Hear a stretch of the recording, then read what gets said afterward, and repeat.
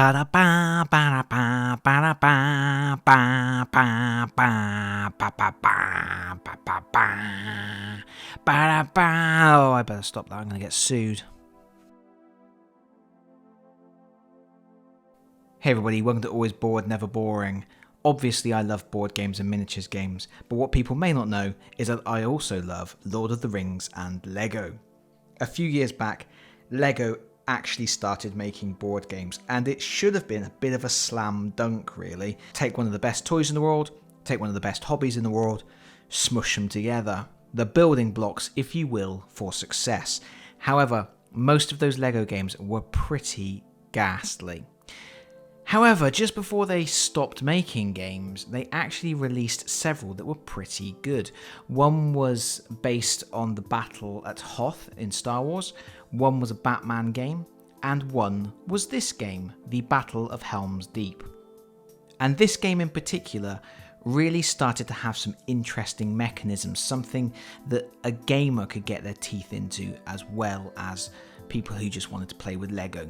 And perhaps younger gamers who weren't looking for particularly in-depth strategic games.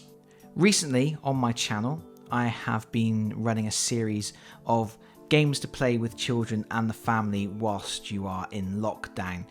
Technically, this video isn't part of that series because one of the prerequisites for games to be in that series was that they had to be readily available, so that if you saw the video and wanted to get a copy, you could order one online and have it delivered. And unfortunately, all of the Lego games are long out of print, and a quick check on eBay reveals that this game now sells for quite a pretty penny. I couldn't find any that were cheaper than £80 second hand. But regardless, I wanted to show it off anyway because I think it's a fun little game and it's cute and it's an opportunity for me to play with Lego. What we have here is the main board for the game, and this is the full setup. The game comes with 3 different configurations. Being Lego, you can take the board apart and reassemble it. So there's an introductory level, which is very small, takes about 5 minutes to play. Then there's a medium-sized battlefield, and then there is the full, glorious Helm's Deep arrangement, which we have here. Frankly, the first 2 configurations are very basic, very quick, and most people are going to want to go straight to battling over the walls of Helm's Deep with this full configuration we have here. And of course, being Lego, everything is made of Lego, even the dice. The dice actually has sides that you plug in to the dice, so you even build the dice. And there are health trackers for the main characters, and those are Lego pieces as well. You just take off the pieces as they take damage. There's not a single card component. What we have here is a glorious recreation of that moment from the books and the movies. We have an uruk-hai force here, a force of the fighting uruk-hai. We have a general here in the middle. He is a different colour and completely out of focus. There he is. He looks like a happy chap, doesn't he? So he is the general, he is the leader. And then we have mainly foot troops. We have 1 archer in silver, and then we have a series of berserkers. Berserkers, archers, and generals have special abilities. And then we have our besieged heroes, mainly Rohirrim swordsmen, but we also have here up on the wall in bright green, it's Legolas. Legolas. Legolas. I made this joke when I wrote the review for my blog on Always Bored, Never Boring, but I'm making it again. Legolas. We have over here Aragorn, in need of a shave. Over at the back here we've got Gimli. Unfortunately the same height as everybody else. And then right at the back here we have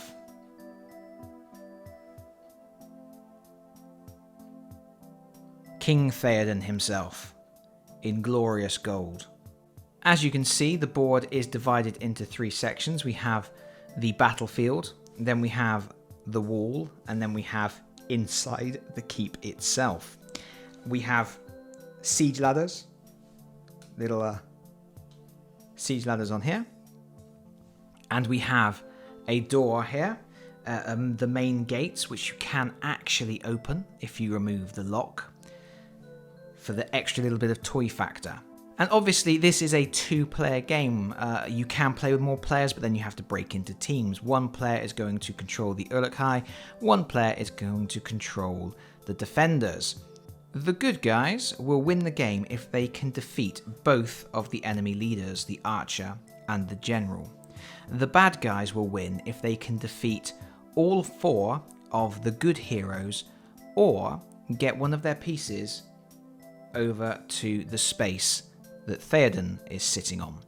And you can see that quite a lot of the board is decorative, just to add visual appeal. You're only really interested in the stud spaces. When you're moving a piece, each stud is 1 space. So you can climb up the ladders to go here. You can go through the gates if you can break it open. And what I like about this game is that there is a certain amount of randomness in it, but there is also a certain amount of strategic decision making, and you actually have quite a lot of options on your turn. The uruk-hai player will start and will simply roll this dice. This dice either has a ring symbol, there are 2 of those, it will have a side with 2 pips on it, or it will have a side with 3 pips on it. To begin with, you ignore the swords and skulls because those are for combat. So you will roll the dice and you will get a single action based on what you have rolled. You roll the dice and then you pick one of your playing pieces to carry out the result of that dice. And that's where there's quite a lot of strategic choice, because it's not a case of picking a character, rolling the dice and then doing what the dice says. That actually might be the approach that a more traditional game might take. If you roll a 2, you can move that character 2 spaces. If you roll a 3, you can move that character 3 spaces. And when you're moving, it is a case of stud to stud. There's no limitations on going up and down ladders or anything like that. It's just treated as normal spaces, and you can stop on any stud going up and down the ladder. And finally, if you roll the 1 ring, then you can either move 4 spaces or you can activate a special character's special ability. The berserkers can move forward 2 spaces and then immediately inflict 2 damage on any one piece that they stand next to. And I should point out that all movement and all attacking is only on orthogonal directions. You can't do anything diagonally in this. But the berserkers are a really good way of ploughing through the enemy defenses, because you just move forward 2 spaces and then one thing that you're standing next to takes damage. The swordsmen, these chaps here, they only have 1 hit point and then they're gone. Obviously, heroes have 4 hit points, so they're not going to get knocked out straight away, but it's only going to take 2 berserkers charging into a hero, and that hero is going to go down as well. The uruk-hai general has a special ability whereby he doesn't move, but instead he can bring 1 slain swordsman back onto the battlefield, placing them on one of the reinforcement spaces, which are these black spaces here on either side of him. Finally, we have the archer. With the archer, you don't move, but instead you can make a ranged attack. We will talk about ranged attacks and melee attacks in a moment. For the good guys, some similar abilities. We have Legolas here. He's an archer, so he can do the archer ranged attack. Aragorn is classed as a charger, which means he has exactly the same ability as the berserkers. Gimli is also a charger, so again he has that ability to move forward 2 spaces and then inflict 2 points of damage. At the back we have Theoden. Theoden has a special ability where he doesn't move, but instead he restores 2 health points to an injured character. So he really is the person that's going to keep your heroes alive, and the reason why it's really important for the uruk-hai to team up and try and take down characters quickly rather than leaving them injured. If you inflict a couple of wounds here, a couple of wounds there, Theoden's going to restore them, because remember, you pick which character you're going to activate after rolling the dice. If you've got a very badly wounded character and then you roll the ring, it's a good chance that you're going to end up picking Theoden to restore those wounds and keep that character in the fight for longer. And that really is where most of the strategy is coming from in this game. It's which character you're going to activate. You can only activate one per turn, so you do get some agonizing choices. If you roll that special symbol, you may want to charge Aragorn in to guarantee that you can take down one of the nasty berserker characters, for example. But if you do that, then maybe Theoden isn't able to heal someone who's got a good chance of dying on the next turn. Or maybe you would like to use Legolas's ranged ability to try and take some enemies out before they get to the gate. But if you do that, then Aragorn is left exposed. It's a lot of interesting choices to make on any given turn. Now, it's not incredibly deep. It's not real brain-burning stuff. This is supposed to be a family game. It is recommended for children aged 8 and up. You're not going to have those real intense chess-like moments, but there's a lot more to think about than you might first expect. Not least because, particularly for the uruk-hai, they have several routes to victory. They can just overpower the defences and kill the heroes, or they can try and sneak in past the wall and get to King Theoden's space. And they have several routes of doing that. They obviously have siege ladders here, but like I say, they also have access via the gate here. To get through this gate, they have to have 3 units lined up on the 3 spaces outside it. They have to have one here, and one here. If they achieve that, then you can break the lock off of the door, and you can push the door open. How cool is that? And then you can see you have a clean route straight through to Gimli, the last line of defense. It's a good idea to leave him there to charge anybody who opens that gate.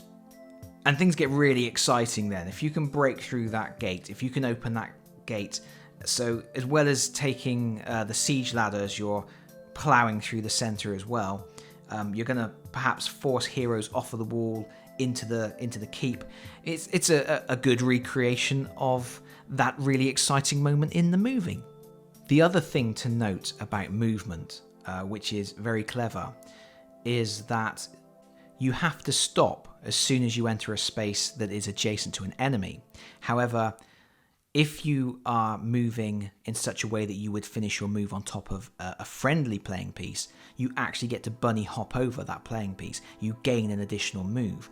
So it's a good thing to do to set up your playing pieces so that when one moves, they finish on top of a playing piece, so bounce forward an extra space. And then when you move the next playing piece, try and finish on top of another piece so that they bounce forward an extra space. You can actually increase the momentum of your advancing force by making use of this bunny hopping mechanism. But of course, as you are charging forwards, bunny hopping over each other, eventually you're going to make contact with the enemy. And as soon as that happens, combat will be instigated. You have to stop as soon as you enter a space adjacent to an enemy, and you immediately instigate combat. There's no need to choose it as an action, it just happens automatically. And if you actually finish your move adjacent to several enemies, you will have to fight them all, one at a time, continuing until they're all defeated or you die. And combat itself is incredibly simple and probably the weakest part of the game.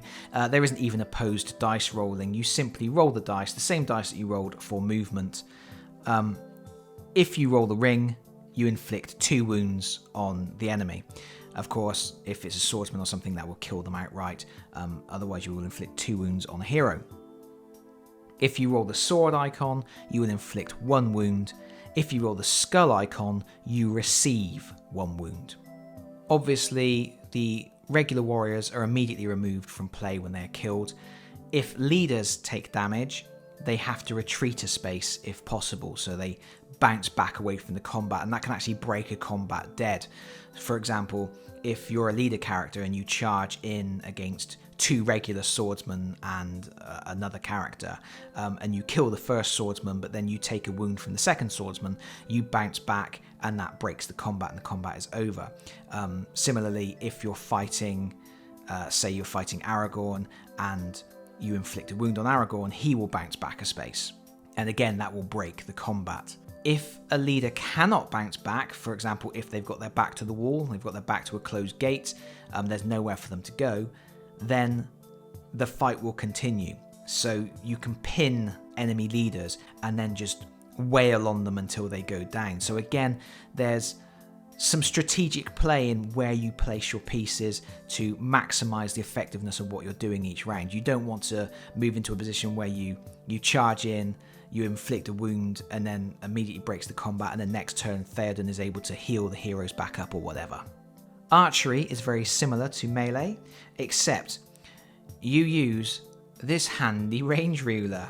You place it on the top of your archer, and it sits on his head, and then you can shoot any piece that you can plug the other end into. With ranged combat, you roll the dice. If you roll either a ring or a sword, you inflict a single wound. If you roll a skull, you miss and nothing happens. Obviously, you benefit from range, but it's a much weaker attack.